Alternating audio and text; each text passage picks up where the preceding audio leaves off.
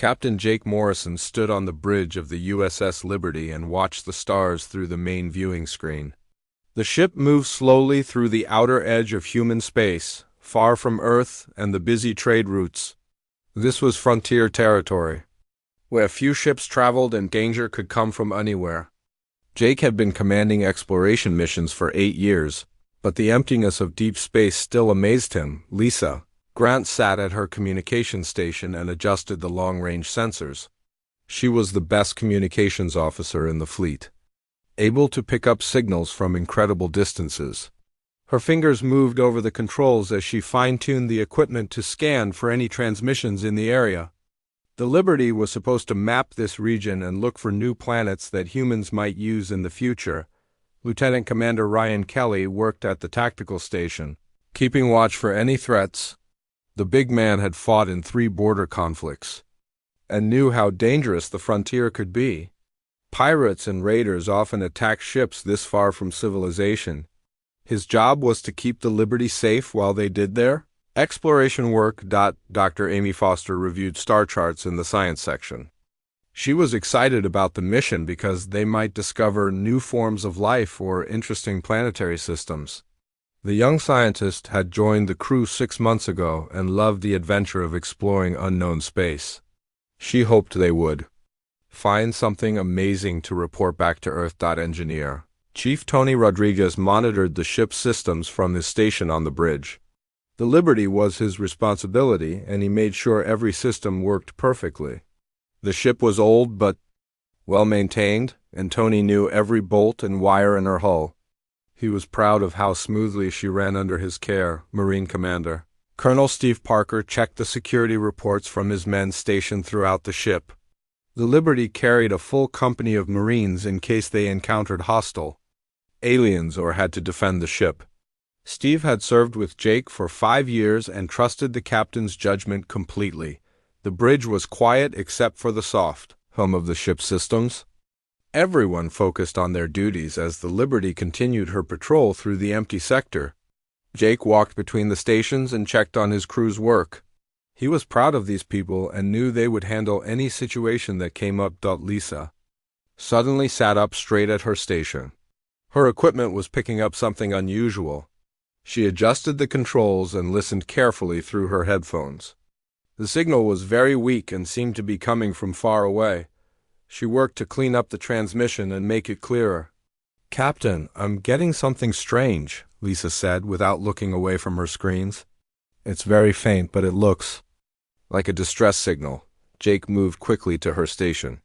"Can you clean it up?" "Working on it now, sir." Lisa's fingers flew over the controls as she tried to boost the signal. Static filled the speakers, but slowly words began to come through. The language was not human, but the Universal Translator recognized it as the standard galactic communication protocol. "This is Captain Veltar of the merchant vessel Starlight Meditation," the alien voice said through heavy static. "We are under attack and need immediate assistance. Our ship is badly damaged and losing life support. We have refugees aboard, including younglings who will die if help does not come soon." The bridge crew looked at each other with concern. An alien ship in distress was serious business, especially one carrying children. The message continued with coordinates and more details about their situation. Ryan ran the signal through the ship's databases to learn more about who was calling for help. "Captain, the ship is registered to the Zephyrian Republic. They're a peaceful species known for medical research and trade. No military capability to speak of." Jake knew about the Zephyrians from his academy training. They were one of the few alien races that humans had good relations with. The fragile beings lived on a low-gravity world and could barely survive in normal Earth conditions.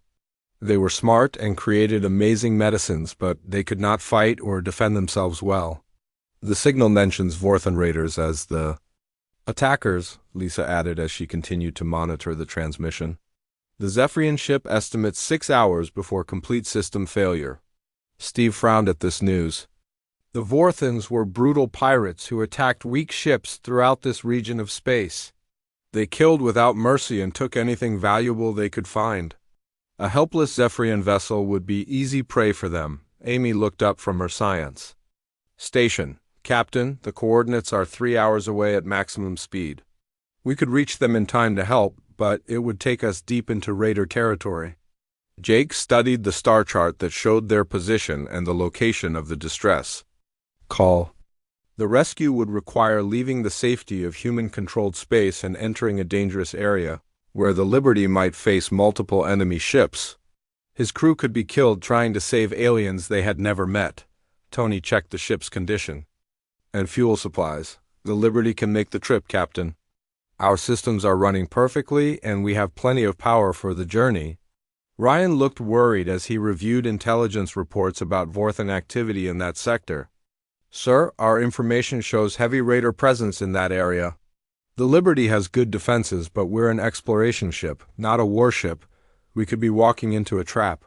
Jake thought carefully about the situation. The smart choice would be to report the distress call to Earth Command and let them send a proper military response. But by the time a battle fleet arrived, the Zephyrian refugees would be dead.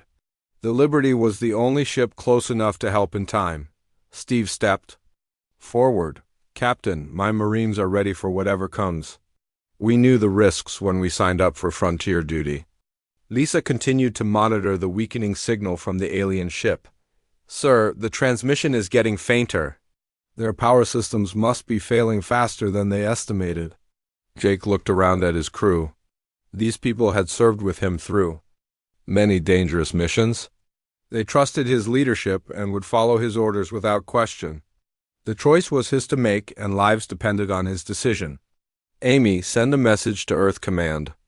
Tell them we're responding to an alien distress call and may need backup. Jake moved to his command chair and sat down. Tony, give me maximum speed to those coordinates. Lisa, try to reach the Zephyrian ship and tell them help is coming. The USS Liberty changed course and accelerated toward the distant coordinates. Jake hoped they would arrive in time to save the refugees, but he knew the real danger was just beginning. The Vorthan raiders might still be in the area, and his ship would have to fight to protect the innocent aliens who needed their help. The USS Liberty dropped out of hyperspace near the coordinates where the Zephyrian ship had sent its distress call. Jake Morrison looked at the main screen and saw a damaged vessel drifting in the darkness of space. The alien ship was much smaller than the Liberty and had obvious holes in its hull where weapons had torn through the metal. Lisa, Grant immediately tried to contact the survivors. Starlight Meditation, this is the USS Liberty responding to your distress call. Please respond. A weak voice came through the speakers after a few moments. USS Liberty, this is Captain Veltar. We are so grateful you came. Our ship is dying, and we have little time left. Jake could hear the relief in the alien captain's voice. The Zephyrians had probably given up hope of rescue when the human ship appeared. Now they had a chance to survive if the Liberty crew worked fast enough, Ryan. Kelly scanned the area with his sensors to make sure no enemy ships were hiding nearby. The Vorthan raiders might return to finish off their victims, and he wanted advance warning if danger approached. His screens showed empty space around them, but that could change quickly. Dr. Amy Foster prepared her medical team to treat alien refugees. She had studied Zephyrian biology during her training and knew they needed special care due to their fragile bodies. The ship's medical bay was ready to handle different types of alien physiology. Tony Rodriguez studied the damage to the Zephyrian vessel through the Liberty's external cameras. The alien ship had taken severe hits to its engines and life support systems. Atmosphere was leaking from several hull breaches, and the power grid was failing throughout the ship. Captain, we need to get those people off that ship immediately, Tony said as he analyzed the damage. Their life support will fail completely within 2 hours, maybe less. Jake ordered his crew to begin emergency rescue operations. The Liberty moved carefully alongside the damaged vessel and extended docking tubes to create a connection between the ships. Steve Parker led his Marines through the tubes to secure the alien ship and help with the evacuation. The humans found themselves in a strange environment as they boarded the Zephyrian vessel. Everything was built for much smaller and lighter beings. The corridors were narrow and the ceilings were low, forcing the Marines to duck as they moved through the ship. Captain Veltar met them at the airlock. He was a thin creature with pale blue skin and large eyes that showed intelligence and fear. His species stood only 4 feet tall and weighed much less than humans. The alien captain shook with exhaustion and stress from the attack on his ship. "Your arrival is a miracle," Veltar said through the universal translator. "We thought we would die out here." Most species would not risk themselves to save strangers. Steve Parker was surprised by this comment. "We couldn't just leave you here to die." "That's not what humans do." Amy Foster began examining the Zephyrian refugees as they moved through the docking tube to the Liberty. There were 32 survivors, including several younglings who looked scared and confused. The aliens were weak from the attack and needed immediate medical attention. The young Zephyrians stayed close to their parents as the humans helped them to safety. Their large eyes watched everything with curiosity and fear. They had never seen humans before and did not know what to expect from these strange beings who had come to rescue them. Tony Rodriguez worked to stabilize the power systems on the Zephyrian ship long enough to complete the evacuation. The alien technology was different from human equipment, but he managed to figure out how to keep the critical systems running for a few more hours. Lisa Grant monitored communications while the rescue continued. She kept listening for any signals that might indicate enemy ships approaching their location. The Vorthan raiders could return at any time, and the Liberty needed to be ready to defend itself and the refugees. Captain Veltar explained what had happened to his ship. "We were carrying medical supplies to a colony world when 3 Vorthan raiders attacked us. They wanted our cargo and tried to capture our ship. When we refused to surrender, they opened fire without warning." Jake was angry to hear about the brutal attack on innocent civilians. The Vorthans were known for their cruelty, but attacking a medical transport carrying children was even by their standards. The raiders clearly had no respect for life or basic decency. "They took most of our cargo before your arrival, scared them away," Veltar continued. "The medical supplies were desperately needed by the colony. Many people will suffer without those medicines." Amy Foster worked quickly to treat the injured Zephyrians in the Liberty's medical bay. The aliens had different biology than humans, but she was able to help them using her training and the ship's advanced medical equipment. The younglings were especially fragile and needed careful attention. The evacuation continued as more refugees moved from the dying ship to the safety of the Liberty.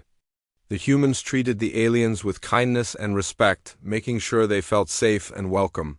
The Zephyrians were amazed by this treatment from the species they barely knew. Steve Parker discovered evidence of the Vorthan attack as he searched the damaged ship. The raiders had used military-grade weapons to disable the vessel quickly. This was not a random piracy attack, but a planned assault on a specific target.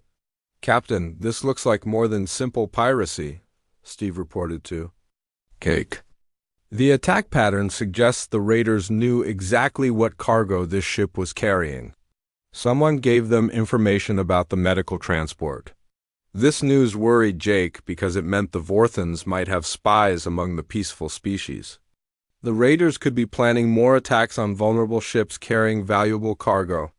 The Liberty might have stumbled into a much larger problem than a simple rescue mission. Ryan Kelly suddenly detected multiple contacts approaching their position on his long-range sensors. 3 ships were moving toward them at high speed, and their signatures matched Vorthan raider vessels. The enemy had returned to finish what they started. "Captain, we have incoming hostiles," Ryan announced. 3 Vorthan destroyers, estimated arrival in 15 minutes. Jake felt his heart rate increase as he realized the danger they now faced. The Liberty was trapped with refugees aboard and a damaged alien ship that could not defend itself. The Vorthan raiders were returning with superior numbers and heavy weapons. Lisa Grant tried to contact Earth Command for emergency assistance, but the nearest human ships were hours away. The Liberty would have to face the raiders alone, with only its limited defensive capabilities and the courage of its crew. Amy Foster continued treating the Zephyrian refugees as the enemy ships approached. She could not stop her medical work even though battle was coming. The aliens needed her help, and she would not abandon them now. Dr. Veltar offered to help in any way possible. But his species had no weapons or military training. The Zephyrians could only watch as the human crew prepared to defend them against the returning raiders. Jake looked around his bridge at the determined faces of his crew. They all knew the odds were against them, but nobody suggested abandoning the refugees. The humans would fight to protect the innocent aliens, even if it cost them their lives. The 3 Vorthan raider ships dropped out of hyperspace with their weapons already charged and ready for battle. Jake Morrison watched them appear on the main screen and felt the familiar tension that came before combat. The enemy vessels were larger than the Liberty and built specifically for attacking other ships. The lead raider opened a communication channel, and a harsh alien voice filled the bridge. "Unknown vessel, this is War Leader Krega of the Vorthan Empire. You will surrender immediately and prepare to be boarded, or we will destroy both ships." Jake looked at the image of the Vorthan commander on his screen. Krega was a reptilian creature with dark scales and yellow eyes that showed no mercy. His species had evolved on a harsh world where only the strongest survived, and they brought that brutality to their interactions with other races. "This is Captain Morrison of the USS Liberty," Jake replied calmly. "We are conducting a humanitarian rescue mission. We will not abandon these refugees." Krega seemed confused by this response. In his experience, most species would surrender when faced with superior firepower. The idea that humans would risk their lives for aliens they barely knew made no sense to his warrior mindset. "You are fools," the Vorthan leader snarled. "These weaklings are not worth dying for. Surrender now, and we will give you a quick death instead of making you suffer." Ryan Kelly worked frantically at his tactical station to analyze the enemy ships and find any weaknesses they might exploit. The Vorthan raiders had heavier weapons than the Liberty, but they were older designs built for attacking helpless merchant vessels rather than fighting real warships. Lisa Grant continued the evacuation of refugees from the damaged Zephyrian vessel while monitoring the enemy communications. The last group of aliens was still crossing through the docking tube, and they needed more time to get everyone to safety. Dr. Amy Foster treated the injured Zephyrians in the medical bay while preparing for possible casualties from the coming battle. The alien refugees watched with worry as the human crew prepared to fight for their lives. They could not understand why these strangers would face death to protect them. Tony Rodriguez diverted power from non-essential systems to strengthen the Liberty's shields and weapons. The ship was not designed for heavy combat, but he would make sure every system worked at maximum efficiency when the shooting started. Steve Parker positioned his Marines at key locations throughout the ship in case the enemy tried to board them. During the battle, his men were ready to repel any raiders who managed to break through the hull and enter the Liberty. Captain Veltar stood on the bridge and watched the humans prepare for battle. His species had no concept of warfare because they had always relied on diplomacy and trade to solve problems. Seeing these fierce beings ready to die for strangers amazed and frightened him. "Captain Morrison, you should save your own people," Veltar said quietly. "We are grateful for the rescue, but we cannot ask you to sacrifice your lives for us." Jake turned to look at the alien captain. "That's not how humans work. We don't abandon people who need our help, no matter what the cost." Krega grew impatient waiting for a surrender and decided to demonstrate his power. "You have 30 seconds to change your mind, human. After that, we will show you what happens to those who defy the Vorthan Empire." The countdown began as Jake made his final preparations. The Liberty was outnumbered and outgunned, but his crew was ready to fight. They would not let the Vorthan raiders harm the innocent refugees they had rescued. "All stations report ready for combat," Ryan announced as the ship's weapons came online and shields reached full power. The 30 seconds passed in tense silence.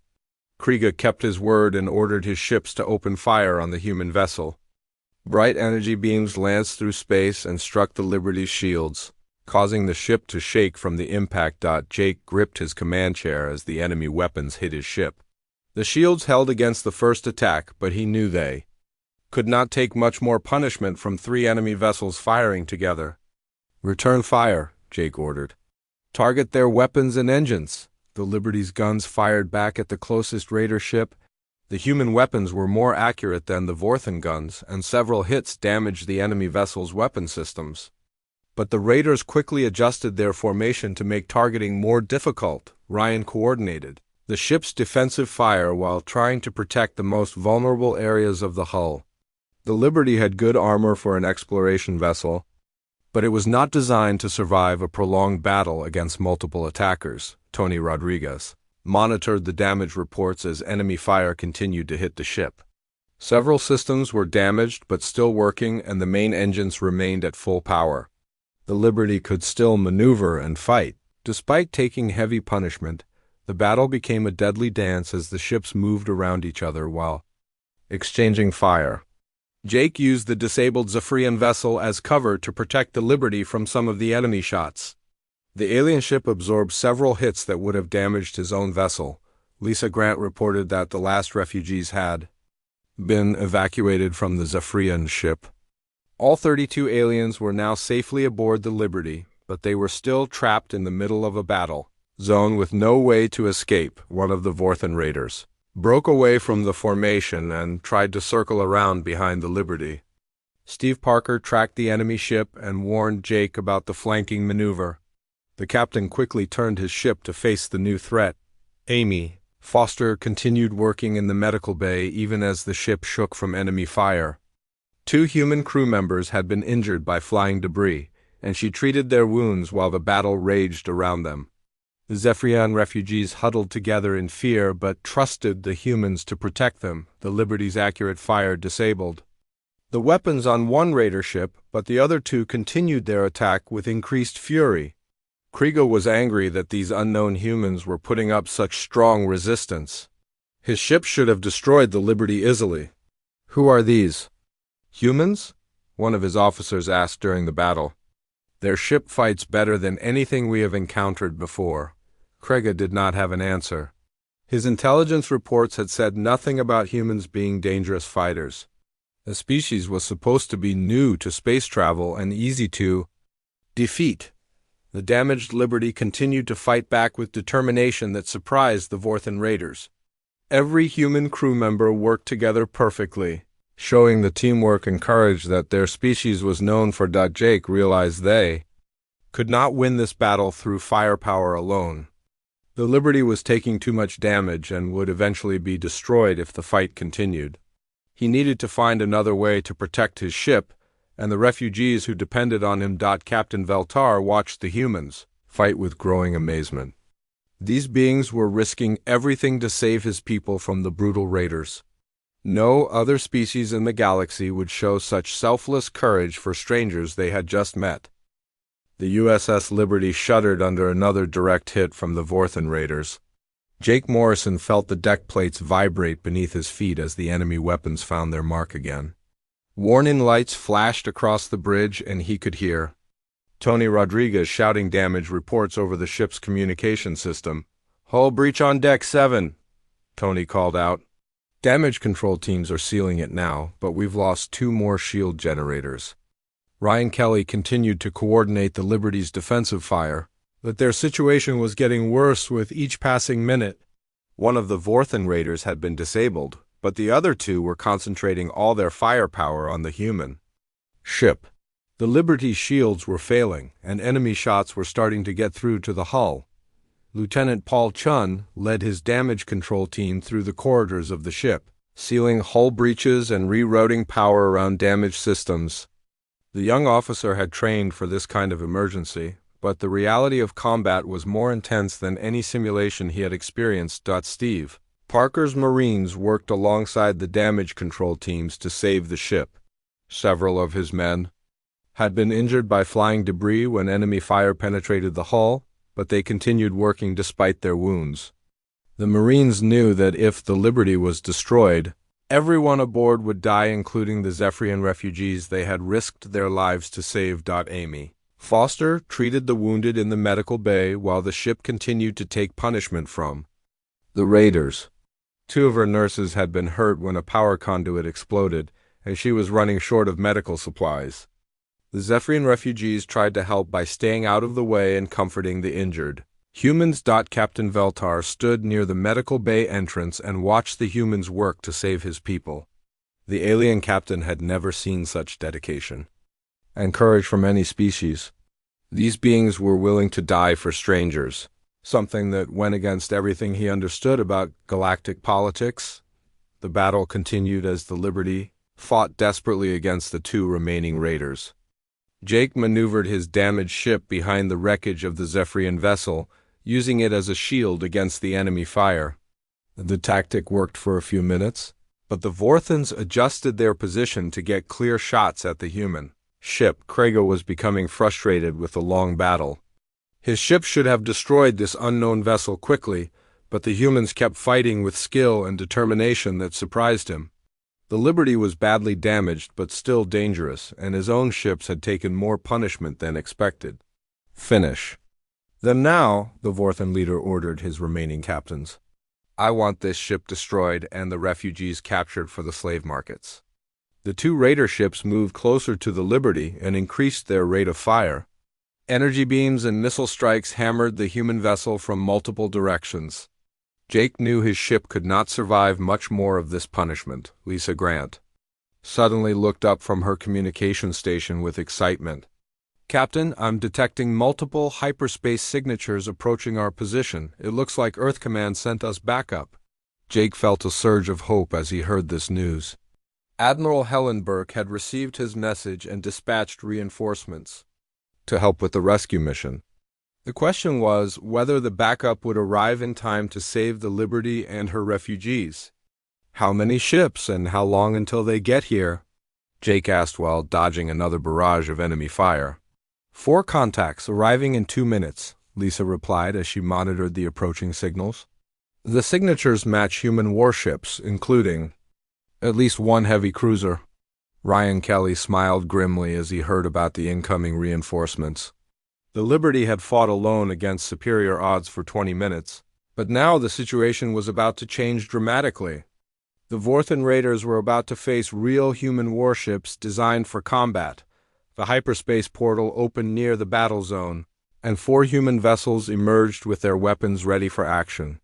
The battlecruiser USS Defiance led the formation, followed by the destroyers USS Vigilant and USS Courage, and the heavy cruiser USS Stalwart. Captain Lavra Martinez commanded the USS Defiance and immediately assessed the tactical situation. She could see the damaged Liberty fighting desperately against 2 Vorthan raiders while protecting a group of alien refugees. Her ships moved quickly to surround the enemy vessels and cut off their escape routes. This is Captain Martinez of the USS Defiance to all Vorthan ships. You are surrounded and outgunned. Surrender immediately or be destroyed. Kriega stared at his tactical display in shock as 4 human warships appeared around his remaining raiders. These were not exploration vessels like the Liberty, but purpose-built military ships with heavy armor and powerful weapons. His small raider force was completely outmatched. The human fleet demonstrated their superior coordination as they positioned themselves to attack the raiders from multiple angles. Each ship took a specific target and prepared to fire in unison. The Vorthans had no chance of escape or victory against such overwhelming force. War leader, we should surrender, one of Kriega's captains said nervously. These human warships will destroy us if we continue fighting. Kriega realized his officer was right. The raiders were designed to attack helpless merchant ships, not fight real military vessels. The human fleet showed the kind of tactical discipline and firepower that his forces could not match. Tony Rodriguez used the brief pause in the battle to assess the Liberty's damage and begin emergency repairs. The ship had taken severe punishment but was still spaceworthy thanks to the skill of his engineering teams. With the arrival of reinforcements, they might actually survive this encounter. Captain Martinez opened a communication channel to the USS Liberty. Captain Morrison, this is Martinez. We received your message about the rescue mission. Are you and the refugees safe? We're damaged but operational, Jake replied with relief. All 32 Zephyrian refugees are aboard and safe. We couldn't have held out much longer against those raiders. Laura Martinez nodded as she studied the tactical situation. The human fleet had complete control of the battle zone, and the Vorthan raiders were trapped with no way to escape. She could destroy them easily. But surrender would be more valuable for gathering intelligence. Amy Foster took advantage of the break in combat to check on her patients.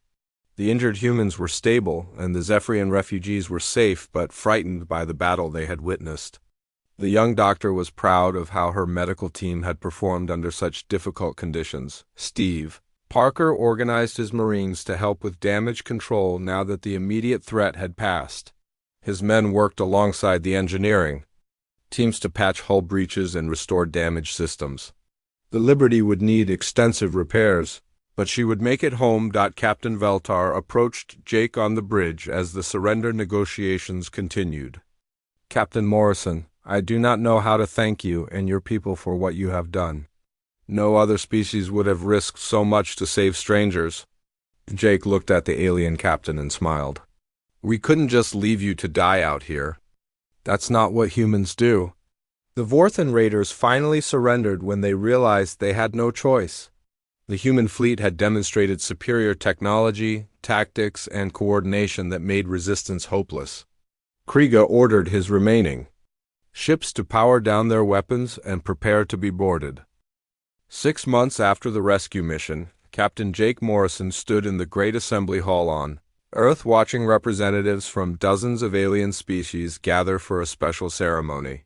The room buzzed with conversation in multiple languages. As beings from across the galaxy came together to honor the crew of the USS Liberty, Admiral Helen Burke took the stage and looked out at the diverse crowd.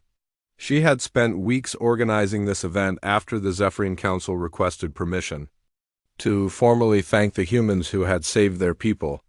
The rescue mission had created ripple effects throughout galactic society that nobody had expected. Captain Veltar sat in the front row wearing ceremonial robes that marked him as an honored guest of Earth. The Zephyrian captain had become something of a celebrity in his home system after telling the story of human courage to anyone who would listen. His testimony had changed how many species viewed the newcomers from the Sol. SYSTM Dr. Amy Foster stood with the rest of the Liberty's crew near the stage. The young scientist had spent the last 6 months working with Zephyrian researchers on new medical techniques that combined human and alien knowledge. Their collaboration had produced treatments for diseases that had plagued both species for generations. Tony Rodriguez wore his dress uniform and tried not to fidget as photographers took pictures of the ceremony.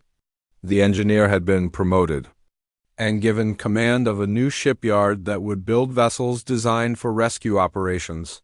His expertise with damaged alien technology had made him famous throughout the engineering community. Ryan Kelly had been transferred to Earth Command's Tactical Planning Division, where he studied the intelligence gathered from the captured Vorthan raiders.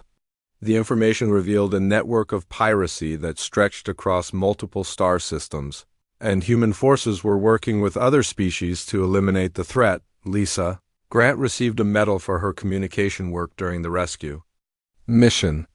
Her ability to coordinate with alien ships and maintain contact during combat had saved lives and prevented misunderstandings. She now trained other officers in cross-species communication protocols. Steve Parker and his Marines had become the core of a new rapid response force designed to protect civilian ships throughout the frontier regions. The Galactic Protection Fleet was a joint operation between humans and several peaceful species who wanted to stop raiders and pirates. Admiral Burke began her speech by explaining how the rescue mission had changed humanity's role in galactic politics. 6 months ago, the crew of the USS Liberty faced a choice between safety and doing what was right. They chose to risk their lives for strangers, and that decision has transformed how the galaxy sees our species. The audience listened carefully as Burke described the events of the rescue mission. Many of the aliens present had heard different versions of the story, but this was the official account from the human military command. The details of the battle and the arrival of reinforcements showed the commitment that humans had to protecting innocent life. Captain Veltar was invited to speak about his experience during the rescue. The Zephyrian captain approached the podium. Slowly, still amazed that he was addressing representatives from so many different worlds. His species had always been minor players in galactic affairs, but the rescue had given them new respect and influence. Before meeting the humans, my people believed that survival was the highest priority for any intelligent species, Veltar began. We thought that risking your life for strangers was foolish and wasteful. The crew of the USS Liberty proved us wrong. The alien captain described how the humans had arrived just when his ship was about to fail completely.